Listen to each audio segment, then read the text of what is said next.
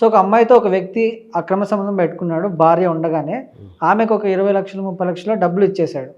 ఆమె ఆ డబ్బులు తీసుకుని అతన్ని మోసం చేసింది. ఇప్పుడు ఆ డబ్బుల్ని ఆ వ్యక్తి ఎలా రికవర్ చేయొచ్చు? అంటే ఇక్కడ ఒకటి ఆలోచించాలండి, డబ్బులు దేనికి ఇచ్చాడనేది ఆలోచించాలి. అమ్మాయి అవసరాల నిమిత్తం ఇచ్చాడా, అపురూపంలో ఇచ్చాడా, లేకపోతే వీళ్ళిద్దరి మధ్యన కొన్ని శారీరక సంబంధం ద్వారా ఇచ్చాడా అనేది చూసుకోవాలి. లేదు అతను కొన్ని సందర్భాల్లో ఆ అమ్మాయి మధ్య, అంటే అక్కడ అమ్మాయి అబ్బాయి అంటే మీరంతా శారీరక సంబంధం ఉన్న వాళ్ళతో గురించి మాట్లాడుతున్నారు, శారీరక సంబంధం లేని వాళ్ళ గురించి మాట్లాడుతున్నారు. శారీరక సంబంధం ఉన్న వాళ్ళకి ఇతను డబ్బులు ఇచ్చాడు, ఎలా వసూలు చేసుకోవాలని మీరు అడుగుతున్నారా? శారీరక సంబంధం అన్న విషయం మనకి ఎట్లా తెలుస్తుంది? అది చెప్తేనే మనకు తెలిసేది. ఇప్పుడు శారీరక సంబంధం పెట్టుకున్నప్పుడు ఈ మధ్యకాలంలో కూడా ఆనరబుల్ హైకోర్టు వారు కొన్ని జడ్జిమెంట్స్ ఇచ్చారు. అదేంటంటే ముందు సహజీవనం చేసేటప్పుడు మీరు వాలంటరీగా సహజీవనం చేస్తున్నారు కదా, చేసినప్పుడు తిరిగి అతని మీద కేసు పెడతానికి లేదు.